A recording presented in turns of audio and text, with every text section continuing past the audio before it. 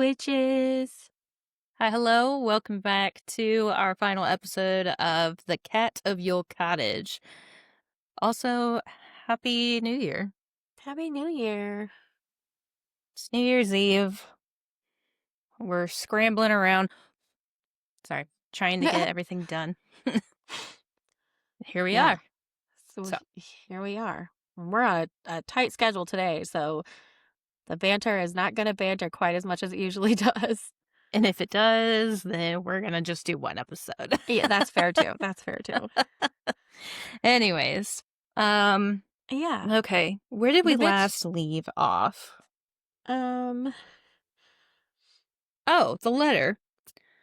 Um, She's talking about a situation that happened in 1919 from Colonel Treminor. Um, and she's interested in finding out more about that because that could be her ticket to keeping Enysyule, um, and not giving it over to the Treminors. And that's kind of where we left off. Yeah. So we start right back up with Perrin not feeling very well, or at least acting like he doesn't feel great. It's a little lethargic and Floppy. yeah.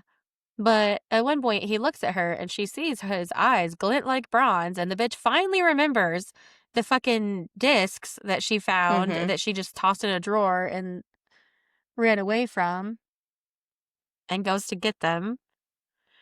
And then, um,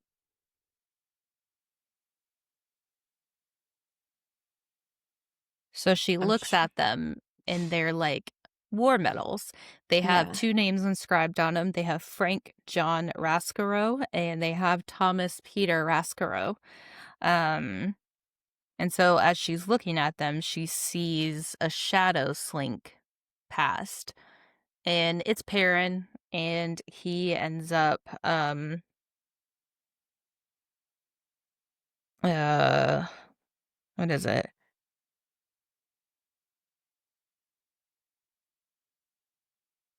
Perrin's outside. That's what it is. Perrin goes outside and she's running out there too, and then she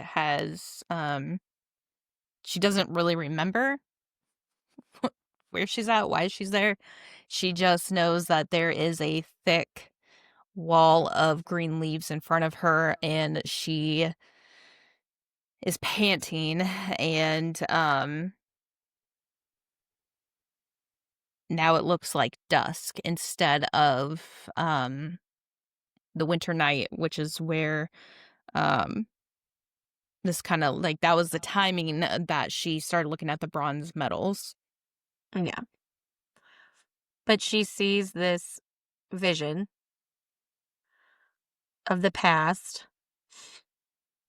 And she is this woman in her vision, kind of. Um, but she's holding a baby.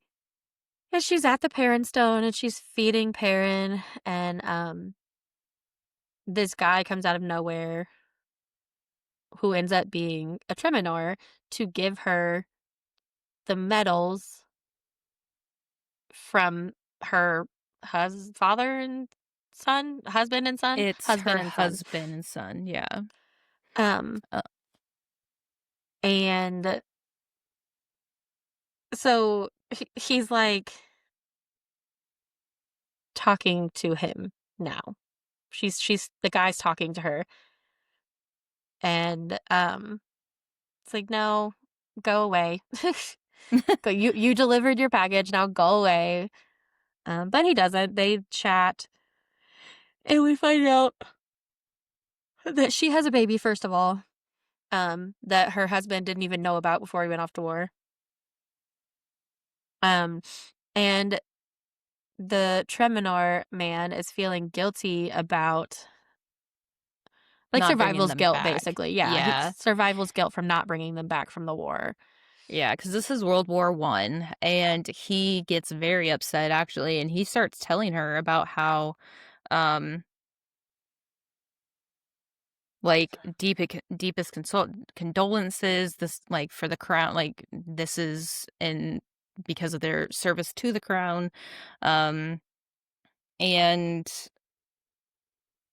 she is obviously like kind of content in what's happening and like where she is in life, but he feels upset and he said, I should have brought them back. I should have brought them home rather than those damn plaques. You should not have to be alone this Christmas.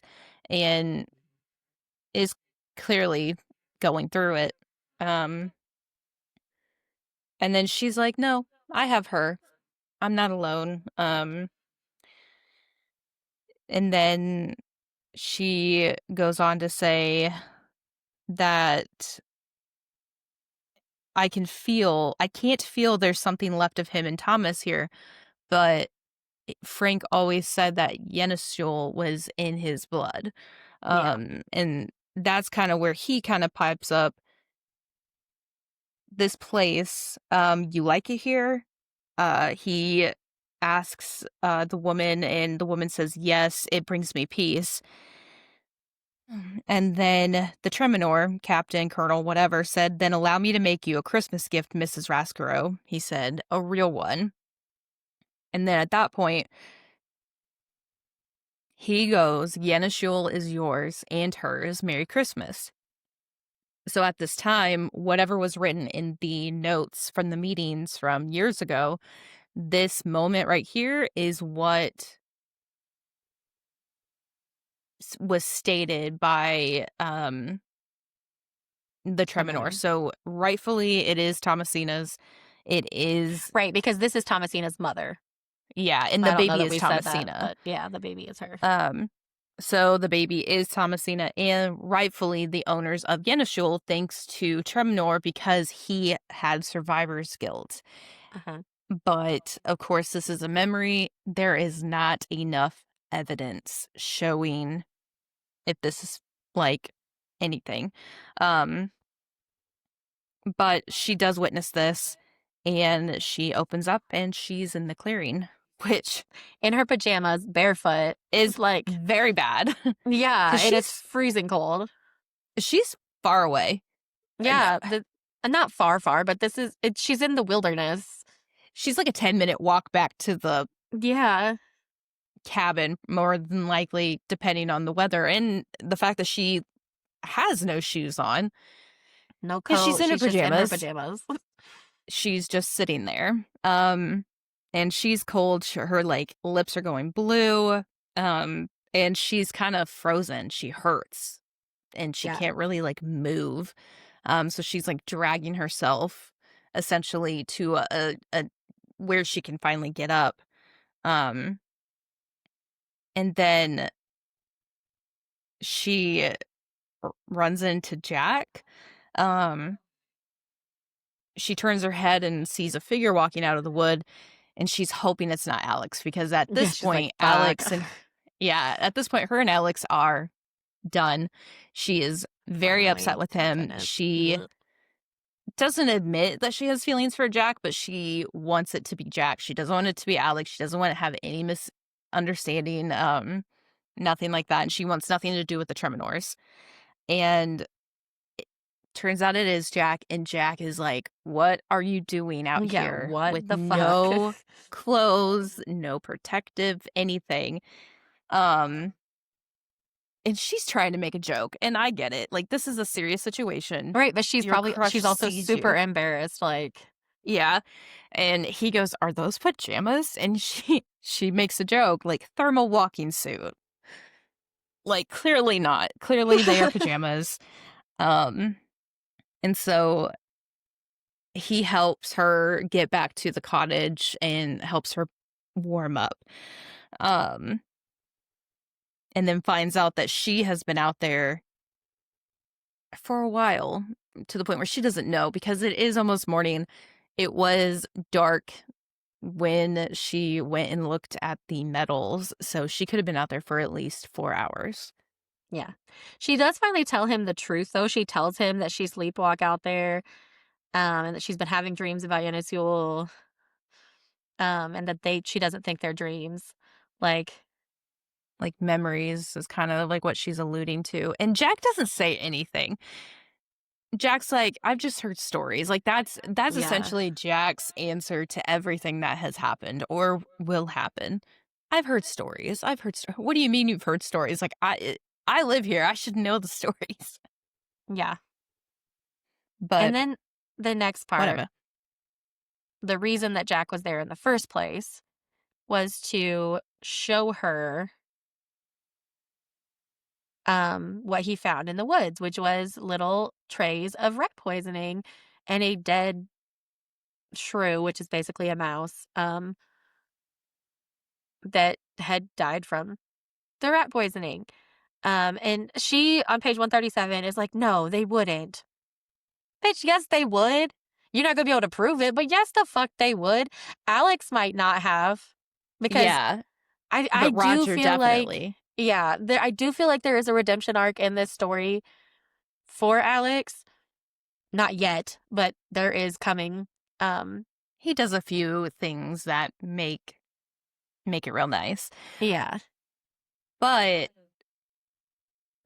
like, if you recall, when they had the meeting with the attorney straight up goes, "How long does a cat really live?" And it's yeah, like the way he, like, had explained that or had, like, asked that question, he had this not glint in his eye, but he definitely had something to where it was like, yeah. No, when he that's said that, I was suspicious." like, yeah, they're gonna try to kill Perrin. Yeah. He was definitely, alluding to something that could happen. And if anybody ever said, like, "How long does a cat really live?" Like, I don't care who They you can live are, like like, 20 years. Like, I would have straight up not let my cat out of my sight. I would not have let them. I don't care that Perrin is, the smartest being in the world. I don't give a shit. You are not out of my sight. You are not going outside without me with you. Like, you wanna be a wildcat? Like, let me draw your boundary. Like, that kinda stuff. Um, and Perrin wasn't feeling the best. yeah, He was kind of feeling like crap, and he wasn't acting himself, so there is a good chance that he might have gotten into it a bit. Um, yeah. so, mm, Hmm. it's really So bad news. she takes this box and goes to the Treminor Manor. Like, she's not fucking around. She takes it. She's going to fucking light somebody up. And um, who does she Oh, run yeah, into? But fucking Alex. Alex. And the sad thing is, like, she's got the dead shrew in her hand, and he's got his dog, and it's like, "Hold on. I I get it. You had this, like, I'm going to take this as evidence kind of, like, stroll, but you also gotta probably should have put it, like, in a thing that a dog can't get into. Something. Right, not just a shoebox, because I'm pretty sure that's what it was in, was just a shoebox. Yeah. Like, something that you could pop right up, Yeah. please. Like, that's yeah. And honestly, if it's an old shoebox, like, something maybe from, like, the '40s or ho whenever, like, Thomasina bought shoes or something like that, if it wasn't, Jess's, there's a good chance that it's literally just, like, an easy top that pops up. Like, it's not anything extravagant. Yeah. You can find out where people keep the boxes because they look cool, like, No, it's just a basic bitch box. So, she does get it from, well, she only gets the shrew back from Maggie because, um, Alex Alex. tells her to drop it. Um, but then he's like, "What the hell are you doing? Like, were you gonna just leave this on our porch?" Like, "Fuck you, Alex." How about you ask questions? This is what Right. really frustrates me about, like, the men in this story, specifically Alex and Jack. They don't ask questions. They just assume, and Yeah. it's like, I know I assume more than the next person, but I'm going to at least ask questions as I'm assuming. Yes, like, what the fuck? Like, And I then will he's sit like, here "No, and he think wouldn't do the that. I worst. walk Maggie through those woods almost every day." And she's like, "Yeah, you do." Like, Makes sense. It could be you. Why are you doing it? And then after he's like, "How do you know it was him?" She's like, "Who else would it be?" He's like, "You don't have proof. You can't prove anything." Bitch, fuck you. Just fuck you, Alex. Yeah. And it's really frustrating too because as they're talking and like arguing about it and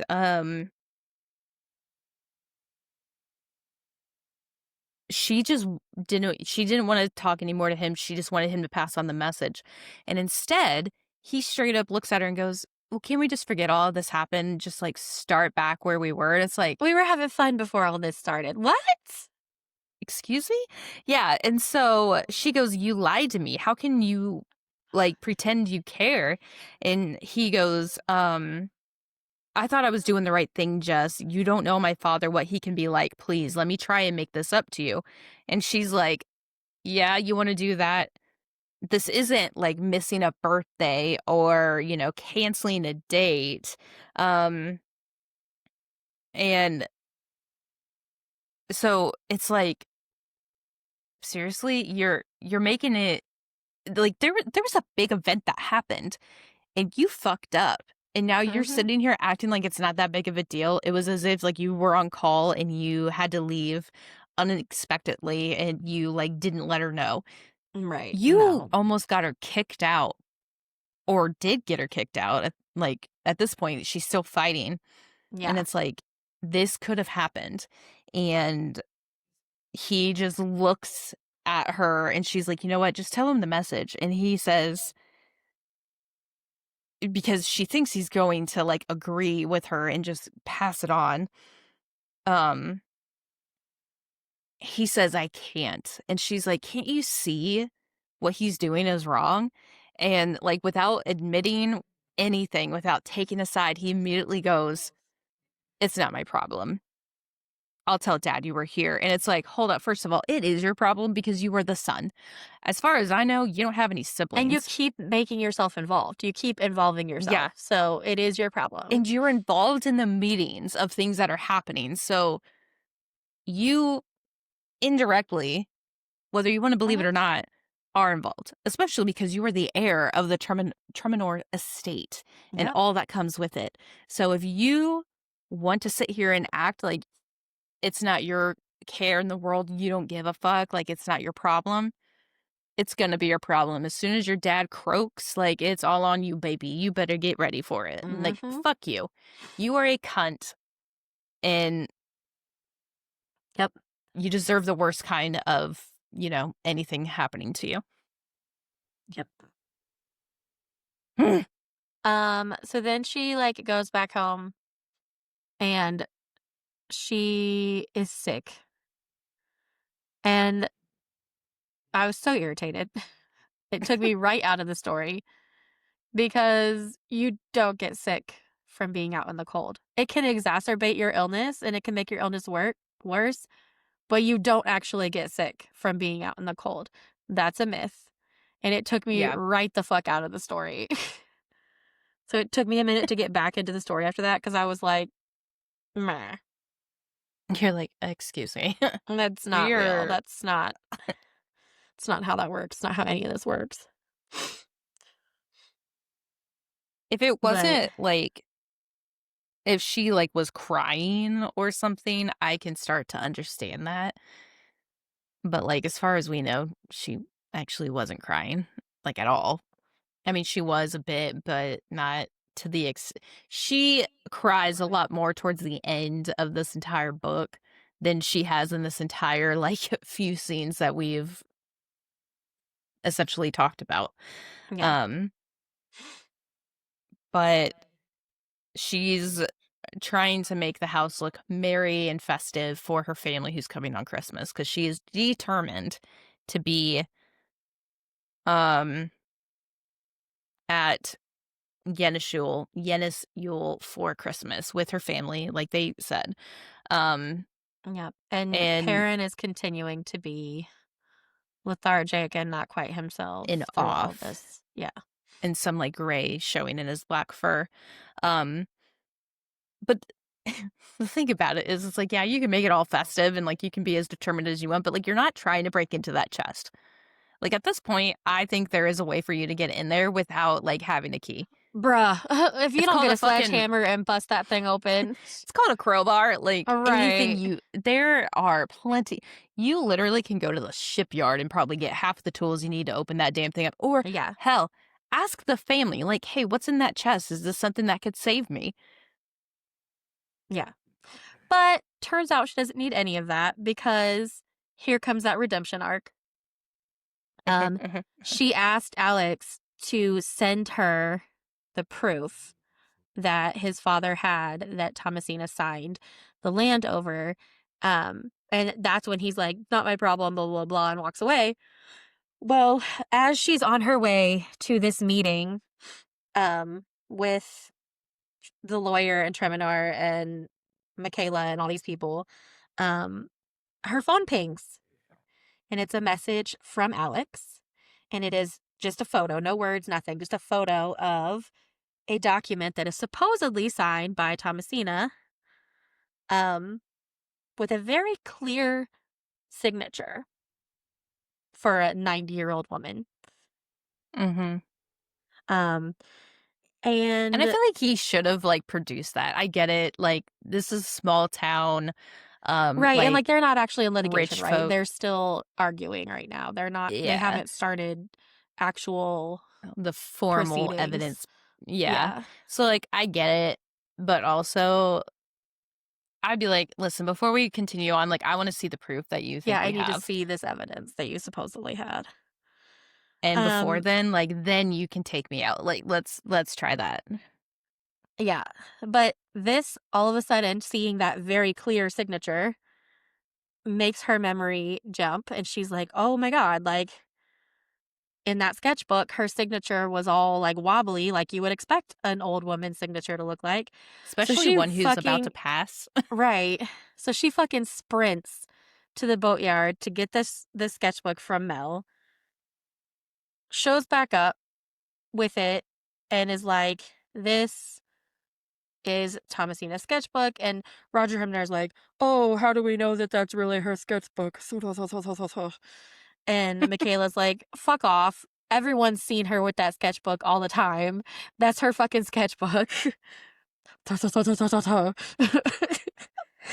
I It's so funny. I can just imagine a hoity-toity man, like, dressed to the nines, That's what he standing sounds in like. this He sounds like that. standing in this tiny office sort of thing in this little quaint village with his hands behind his back, like, "Blah, blah, blah, blah, blah, blah." Exactly. Like, very Exactly. posh. I can see it. Oh my gosh. But this is her proof, right? So she's like, "When did Thomasina supposedly sign that document that you've got there?" And he's like, "A month before she passed away, May 20th." And she's like, "Really? Really?" Because she signed this on May 18th, I think. Yeah. So explain how she signed so clearly 2 days later, but on this day, you can barely read her signature. And the lawyer is looking at him like, "What the fuck? "Did you not tell me?" Like, And what's going on?" everyone is silent as Michaela looks at it, and she goes, "I'm afraid I agree with Miss Pike, Roger. Your proof is looking more than a little fictitious." And I was like, "Yes! Get him! Yes. Fuck you, you bastard!" Yes, absolutely. And she's like, "I happen to have a document that she signed as well." And so, like, they basically prove that his proof is bullshit. Mhm. Um, and then he goes, "Duh, duh, duh, duh, duh, duh, duh," and they leave. Take that. How about that deal you wanna do on the land now? Yeah, and she goes back to Enysyule and finally, finally gets that fucking trunk opened. Finally. Um, and it turns out there was never a key. It has like weird little hidden You are latches on the side. 30 pages ahead. Oh, I didn't write anything else down before that. Wait, is the vision before or after that? Oh, Hmm. sorry, I did skip some stuff. You're right. I thought that that happened before the vision. I was like, hold up. I literally just read that yesterday. I just read it yesterday as well, but here And we are. I was going to say, like, I was pretty far ahead. I just had to finish like 30 pages. And I know for a Um, fact.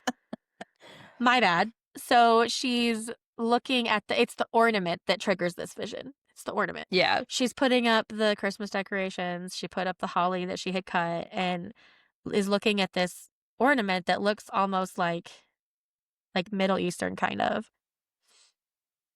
And she has a vision. And in this vision, she sees or she is Thomasina and she sees a plane crash. And she learns that like Thomasina had a A love. significant other. Yeah, A like they were Russian. yeah. And A Russian lover.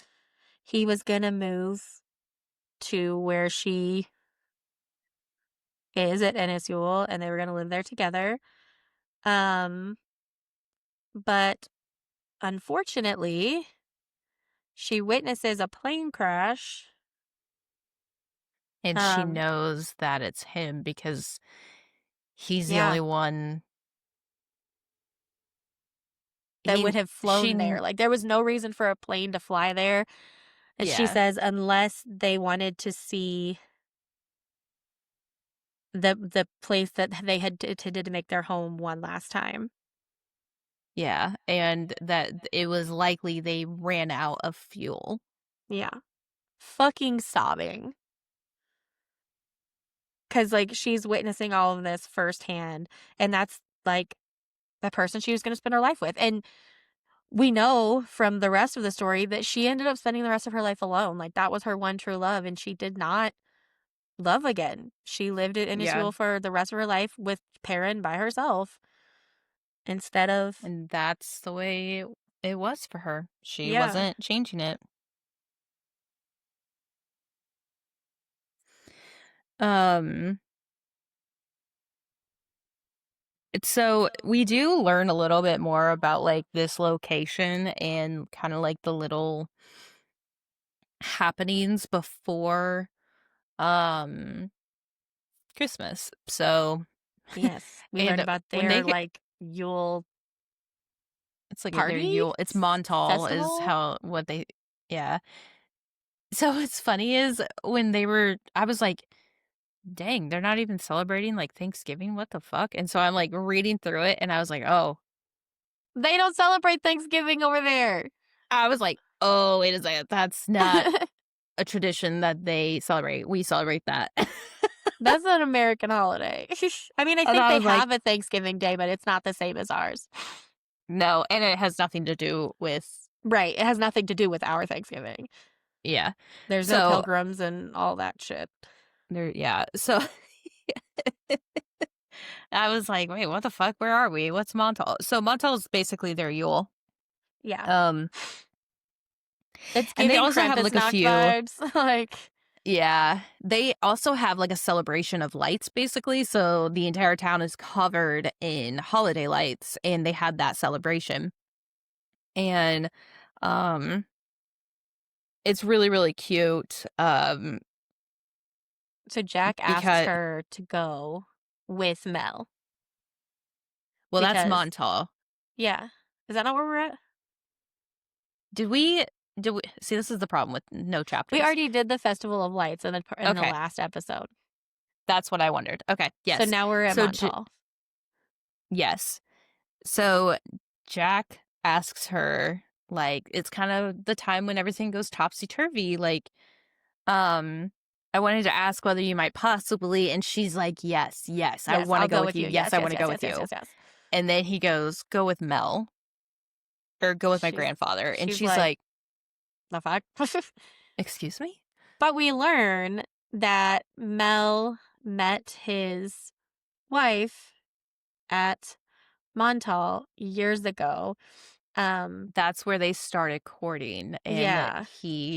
has been not going because it reminds her too much of him. Yeah. Reminds him too much of her, and Yeah. it's a sad So memory. he hasn't been going, and she convinces him to go again, and, like, they walk in the parade together, and then he's like, "Alright, now it's time for you guys to go have fun. I'm gonna go to the bar or the pub and just sit there and do my thing." Um, and he hands her off to Jack. And Jack's in this, like, outfit. She had been searching the entire crowd for him and, like, Yeah. not once found him. Um, and she's, like, described in the whole thing, like, it's magnetic. So you're apparently supposed to celebrate the entire evening by drinking the old year away. Yeah, and all of these And, people like, are wearing, like, masks and so, costumes. um he goes as or Mel, the grandfather, goes as, like, the Holly King, so Yeah.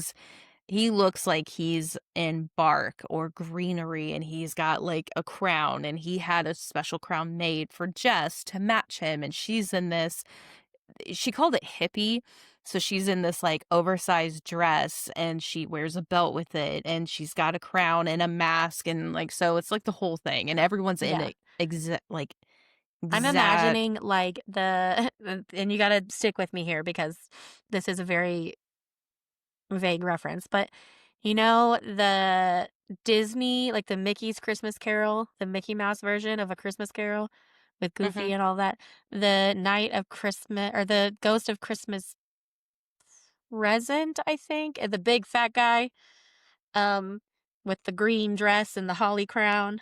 Yes. That's what I'm imagining Isn't her that outfit Future? looks like. I don't know. Oh! Yes. I guess it didn't matter who it was, you were It just doesn't, telling me yeah. about the okay. Yeah. Yes, yeah, I imagine that. I imagine him looking like Santa. Yeah. But, like green Yeah, Santa. fair. Because he's got stuff in his beard too, which is, like, funny as hell. But, so everyone's in this, like, exaggerated, like, garb for the holiday season, and she is handed off to Jack, who's literally wearing, like, a white shirt and a mask, so, like, something simple, and they are drinking the night away, they are having fun, they're dancing, um, and they get separated, so she starts dancing with somebody else, and this is kinda where I was like, "Alright, cool, this celebration sounds like a lot of fun." It sounds like you would Yeah. celebrate like it's New Year's Day, but Christmas, like, you Mhm. basically, that's what it is, and so I was, like, super excited. I was like, "Oh, yeah, this sounds like a lot of fun," and she's having fun, like, her and Jack are being cute, it's great. So, she actually got pulled away. She, like, was grabbed and pulled away, and essentially, that person started making out with Jess, Yeah, and she's and like, "I tripped on the curb and Jack caught me," and this whole time I'm like, "It's not Jack, it's not Jack, it's not Jack." I I know, I literally was wrote like, that. I feel like if it's Jack, he would have said something, like, but this Yeah. person's not speaking anything, so I was like, "Ooh, I don't think this is it." Um, and then she, like, starts this guy starts making out with her, and she's like, "Oh my god, Jack kissed me, like, I'm gonna make out with him too." And all of a sudden, she's like, "Wait, this is, like, This is not weirdly right. familiar, but not right." And so then she realizes it's Alex, and Alex is completely fucking wasted, and he Which goes, so is "Just" she, to be fair. yeah. To be clear, yeah, she is too. And so she, like, pushes him and gets mad and asks him what he's doing, and he goes, "Just please, I just saw you, and, you look so beautiful, just give me a second." And she, like, pushed him away again, sees Jack behind Alex, and Jack's like, "I'm heartbroken, I gotta Yep. leave," dramatically, and I'm sitting here like, "Okay, first off, what?" Right. And she, like, chases after him, can't find him, and, like, she goes home and sobs. So she's sobbing, sobbing, sobbing. And on the next page, she the paragraph says, I was so focused on Jack, it never occurred to me that Alex might be at Montauk too. I should have looked closer at who took my hand, should have fought harder to catch up with Jack and You shouldn't have explain had things. to. Now You in the shouldn't have had gap to. between yeah, so now in the gap between morning and night, everything has calcified, turning brittle and hard to break. And I was like, hold up. Honestly, I could see both sides. Like, her point of view wasn't looking for anybody else, and the only person she had been with the entire evening was Jack. All right, so like, I get not looking for him to make sure that's who took your hand. I Right. mean, That's who you're there with. That's who you're expecting. You're not yeah, expecting to get assaulted by some asshole that you already told you weren't interested. exactly. And so, like, honestly, at that point, Jack should let her explain. Like, He it's should have. if he watched the entire thing, like, He watched her. He had to have seen her push him away. yeah, and not in like, and that's the thing too. Like, she pushed him away, asked him what the hell he was doing. He explained, and then he like tried coming back, and she pushed him away again. So like, there was at least two pushes That he Jack could could have had seen to because he. almost had to have seen. Oh yeah, it wasn't like it looked like if he saw her make out with him, he definitely saw it. Like, Right. excuse me. Right. So The only thing okay, I can think of is like he didn't like how did he's probably like why were you in that alleyway with him period, like why did you go with yeah, him? and maybe she didn't see him like grab her. Yeah. Okay, so like, all right, I see her side of not looking or whatever. However, as somebody who's been in a similar situation like this, I'm taking a firm stance on that woman should not take the guilt of what happened to her. No, she was assaulted. Yeah. She was not a And willing participant in that. and here's the thing. I mean, it kind of comes back to like hold your liquor, but there are times like when you're supposed to be celebrating and like sometimes it just happens. It hits you harder than sometimes And like that you're imagining. saying hold your liquor is victim blaming. It just is. Yeah. Yeah. And so it's like, okay, but on the other hand, it's like you can't be as blind to like notice somebody grab your hand and pull you away. I mean, yes, facts, but also like But then I was like, Jack has a right to be hurt. However, he he could does. have gone after her. Like, excuse me, this is my date to Montal. Like, did you want to go with him? If you do, like, I'll let you go. Like, there is a Right. moment, a time, and a place, and that could have been that moment. Like, honestly, if I was Jack, I'd be like, bitch, Right. get off my woman. You good? Right. Like the And walk fuck? away. Like, excuse me. Um, so yeah, he has a right to be hurt. However, he could have walked up to her and been like, excuse the fuck out of me. Like, come on, we got to get a little crazy up in here as if like you're a woman Right. who just got cheated on. And then thirdly, Alex needs to get the fuck out because, or yeah, get the fuck out because like, how dare you? Right. And then he texts her the next day and says, "Sorry about last night. I was really drunk, but that's no excuse for being an idiot. Sorry, Alex. X," which, if I remember right, is hugs. It's kiss. Is it kiss or I hugs? feel like the X is a kiss and then like a hug is the circle. The circle. Okay. Either way, yeah. Like, first of all, ew, fuck off.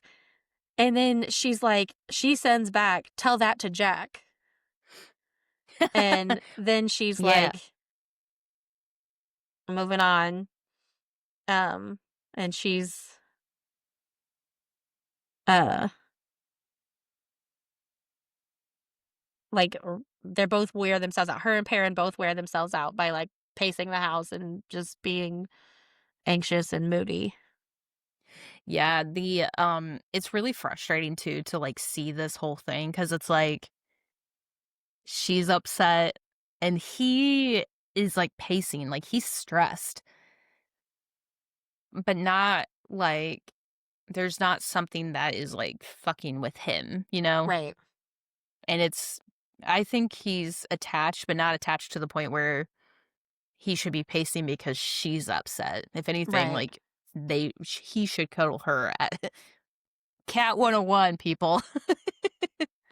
If you're stressed out, your cat is either going to avoid you or like be clingy to you. If you have a dog, your dog's probably going to follow you. So like this cat is acting Absolutely. like a dog, which is not like, means something's wrong. So, yeah, Yeah. the he's acting weird, she's pissed off, she's crying, she's upset, she, like, wallows in misery, basically. And then she starts cleaning and decorating because her family are supposed to be there the next day Yeah, and she for tries Christmas going to Eve. talk to Alex too, or not Alex, tries To going to talk Jack. to Jack after the whole thing and, um, comes to Mel and, like, she starts crying in front of Mel, and Mel's like, "Don't worry," and calls her Jessie, and it's like, "Don't worry, Jessie, um, my grandson's just super stubborn, like, it'll be okay, he'll come around, he's just off to get his sister for the holidays." So, like, all these things, and she's like, can't kinda move past that, but then she finally decides, like, "Yeah, we're gonna move past that. I'm not gonna mope all Christmas. My family's coming. I'm gonna get excited." Uh-huh. So, she decorates, she gets everything good to go, but Perrin's still not acting right. He's not. And then the next morning, Christmas Eve morning, she goes into town to send off her book that she finished because it was due. I feel like we didn't talk a lot about her writing, but she's a writer and her book is due on To be Christmas honest, Eve. she didn't talk about a lot about writing either. No. Um and as she's going into town, because remember she doesn't have signal very well at the Enysyule, so she starts getting texts, and her sister texts her that the weather is got the train delayed. Um, so she's like, "Well, shit. Hopefully nothing. Hopefully they're able to make Doesn't it." Yeah, and she's just kinda going about her day. She's seeing people, she is giving Christmas gifts out, she's doing her thing. And then she's like, "Yeah, it's not gonna snow here." And then all of a sudden it starts snowing. So then Uh she huh. is like, "Oh shit, I gotta head back." Um, and it's so cool because like whenever they say "and to himself," they're talking about Perrin. Yeah. So like anytime they say "Merry Christmas to you" and to himself, it's like he's a regal boy. Yeah. Like he's like a god of the valley almost. Yeah. So she goes home and she starts um kind of getting back there and things start acting really weird. She sees basically Perrin's not there. Perrin's not Yeah. well. No idea what Perrin is. It's snowstorming outside. Um She can't find him. He's not in the cottage. yeah, He's she not runs coming when she around. like she like bangs a spoon on the side of a can of tuna, which any cat owner knows. And That that is doesn't. the key. Well, and she even goes and she thought maybe he was under like locked himself in the bedroom. So either Yeah. the bedroom that she stays in or the spare bedroom where her family will be. And she looks underneath the bed and tries reaching towards them in the back or whatever. And then she hits herself on the luggage that or the Now chest the that's trunk. sitting there. Yeah, now the trunk. So, Brandy, if you would like to explain the trunk, you may. Yeah, so she had, like, accidentally in her, like, franticness to find Perrin, um, accidentally scooted the truck over, and now she's, like, moving it back, but as she's moving it back, her finger catches on something on the side of it, and when she's looking, there's, like, a weird little cube of wood that blends in with the trunk, but it's sticking out, and so she, like, wiggles it out and is looking at it, and it's, like, clearly a pin to hold something closed, and she's like, "What the fuck?"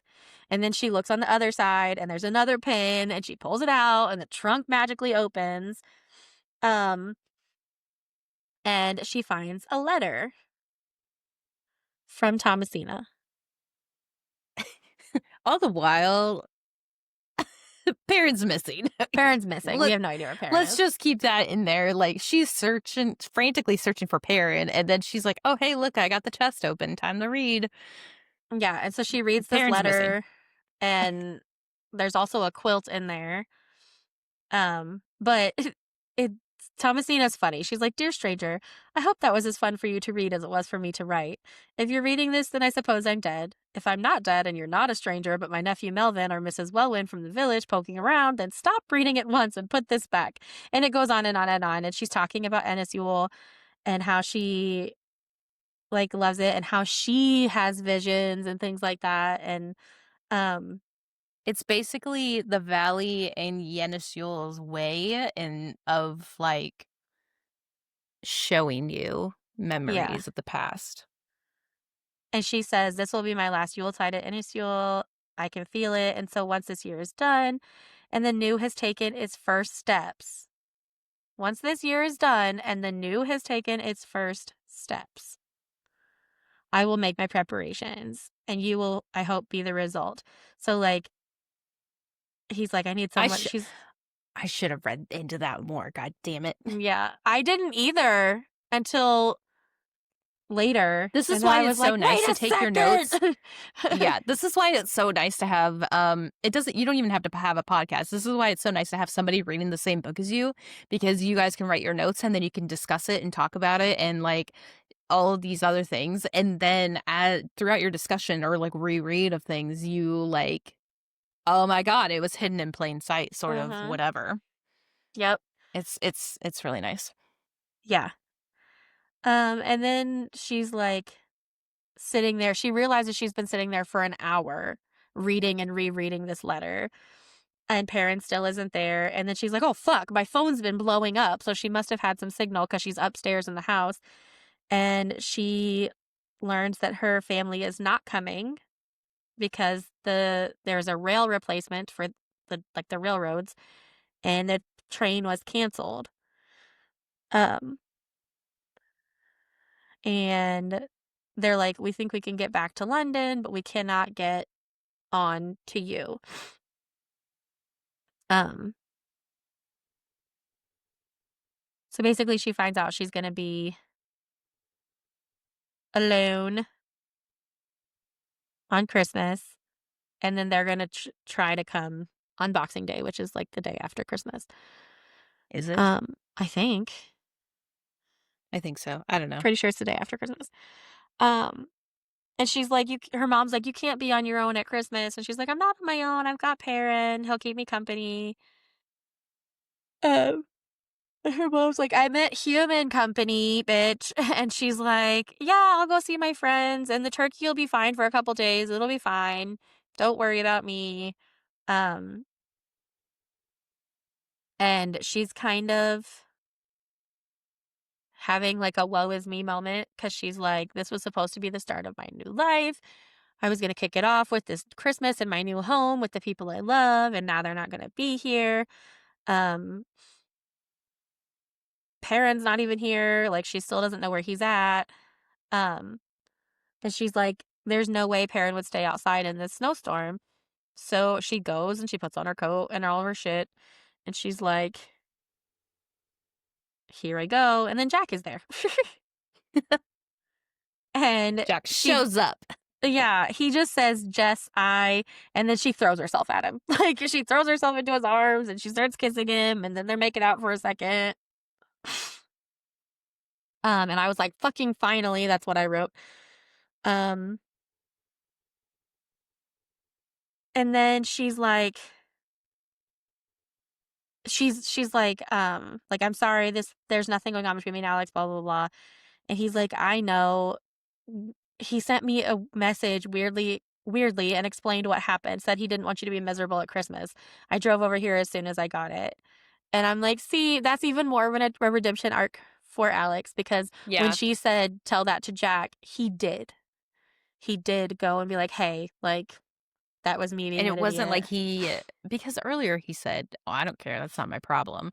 And Yeah. that's kind of how he had been this entire time. And then he like got her to stay at Yennesuel I'm not one thanks for a to redemption arc. Usually, and once I hate a character, I hate that character. I I hate still hate him. Alex. I still don't like him, but he did redeem himself. Yeah. He's not Tampon. He's not a horrible person. His family is horrible, but Now if Tampon had a son, he would be Yeah, Roger, and Tampon's exactly. son would be Alex. Exactly. Exactly. Um, but Jack finally realizes that she's clearly upset, right? And she's like, I can't find Perrin anywhere. Something's happened. I know it. And he's like, Perrin's missing? And she's like, yeah, why, do you know something? And he's like, just old stories. And so they go to look for him. Elaborate, sir. This is Right, not excuse the me, what time to old be stories? Like secretive. what? But he What do you doesn't mean? say. And I think he doesn't say because one, it sounds fucking nuts. And two, he doesn't want to get her hopes up. Yeah, in But case it isn't. they go running into the woods and looking for him. And where do you think we find him? At the stone. They find a small black shape lying in the snow. And it is Perrin, and he's gone. And I was done reading at this point. I was like, fuck this book. I'm not reading it anymore. I don't like to read things where the cat dies, or the dog dies, or the animal in general dies. Fuck this. Alex could have died. Jack could have died. Piotr? The It's Russian guy basically did Peter. die. It's Peter. um, and I would have been fine with all of that. But the cat? Really? I was done. But I made myself finish reading it. Um, I literally wrote, "Excuse me, what the fuck?" Yeah. It's supposed to be a cozy Christmas story. The fuck? So they take him back to Enysyule and put him in the pantry, I think, and like wrap him up in a He blanket. is he's between the pantry and, like, the fireplace where his food sits, and he's, Yeah, like, wrapped in a blanket laying there. yeah. And they, he's like, she's like, you need to go. Your family's gonna miss you. And he's like, where's your family? I thought they were supposed to be here. She's like, they can't come. And he's like, okay, I'm staying. And he like starts taking off his socks and shoes and getting comfy. Um, and "You wanna stay?" so they get out the quilt out of the trunk because earlier she just looked at the letter, right? And the quilt is a patchwork quilt of Perrin. It's like all scrap pieces, and then in the middle there's a black cat with yellow eyes. And it's, like, colors of the cottage, so it's like, this would remind you of the thatch work on the Yeah. building, this would remind you of that. Stone colored satin, linen like the sky above the clearing, old gold brocade like the filigree of lichen on the thatch. Like it's, yeah. She goes on and on. There's like 2 pages worth of, well, 1 page in the book, but 2 pages on my Kindle worth of descriptions of the colors in this in this quilt. Um, and then they fall asleep and wake up on Christmas morning. And because she hears scratching at the door. And she's like, Parrot. Yeah, she, Like, like, wakes up frantically, yeah. And so she runs to the front door, and there's a little black kitten on the porch. and, of course, she's And crying, I'm crying, I'm like, "Oh my god." everybody's crying. Yeah. And Jack comes out of the pantry with the blanket that Perrin had been wrapped up in, and he goes, Jess. And then he looks at the kitten and he goes, I knew it. Because every year, Perrin, I don't know if it's every year or every so many years, but either way, it seems like from Thomasina's letter that it's every year. Perrin Yeah, passes on Christmas Eve, and then Christmas morning comes back as a kitten. Um, and so they bring him in, and he climbs up onto the armchair, turns a few circles, and settles down like literally as exactly, if he had never died, yeah, and like he had never left. she admitted, she's like, "Man, this cat is too big to be a kitten," Yeah, but it's the same cat. yeah, yeah. And she goes, what do we call him? And Jack goes, I think he already has a name. He's always had a name. Yeah. And Um, cuddle together, they get some wine, and they're like, "What do we toast to?" And she's like, "Mm, oh, not wine, sorry, it's hot Hot chocolate." chocolate. Um, and he's like, "What are we drinking to?" And she goes, "To Enysyule, to Rask," or well, between the two of them, this is what they Yeah. say, "To Enysyule, to Raskaro and Treminor and Pike, to the Perrin Stone, to the Yuletide," and then she goes to Perrin because there has always been a cat at Yule Cottage, and there always will be. Yep. And that's the end. I was like, I'm sitting there. Okay, quick little story. I was sitting there at work. No one had come in. I'm waiting for the time to clock to like quicken the pace so that I can go home. And I was like, I've done all of my to-do list today. If I do any more, I'm not going to have anything to do tomorrow or Friday. And I was like, I can't, I have to like divvy it out. I can't do this. So I'm sitting there. I was like, you know what? I got to read tonight anyways. I might as well just read. So I'm reading and I'm like getting into this. Okay. And so then I see Will pull in and I was like, okay, cool. So he'll be the next person to walk in. I don't have to say anything. So then I'm reading and then I look up and I see him walk in and I'm reading and he tries fucking with me. I was like, I'm reading right now. I can't do it. He goes, what? And I was like, don't talk to me. I'm reading. And then I'm literally almost to the last fucking page right before we find out that like Perrin is alive again. Like right before that, the phone fucking rings and I about throw my phone and Will's sitting in front of me and I was like, all right, I'm gonna riot as I answer the phone. And then as soon as I'm like in so absorbed in the story that like I had to talk to this person. Like I had like this was a vendor I've been waiting to call me. So I'm like, all right, sorry, let me get back on track. And I'm like sitting there like struggling to get my words back. And then I look and I was like, okay. And I get off the phone with them and I was like, Now let me get shut up, back in the William. I need story. to read. Yeah, and I was like, "God damn it!" And then I finished it, and I'm like tearing up as like Will walks in, and I was like, "Man, I hope I don't cry too much because it's gonna show, and if people come in, they're gonna be like, 'Are you okay?'" No, No, the cat died. I was reading on company time. You're not supposed to know that. So it was cute. It was really quick Yeah. read, and it's adorable. So Yes, I yes, do yes. wish that it was longer. I wish there was more. Yeah. Mainly, like I understand the story, like the little verbiage throughout the entire book shows that like the stone remembers, the land remembers, and that's kind of like the idea of memories. Yenishul is giving you memories, and that's cool. I do want to. I wish we had more history on Yenishul, like the parent Yeah. stone. Like maybe she was able to find something um, I don't know, something, or she had like a memory from way back when but she didn't. So Mm-mm. there was a book too. That's all I would hope it would be about. But there's Yeah. not. So, Mm. But but yeah, it was cute. And that was our little Christmas Yule story. And next, we're going to dive into something totally different.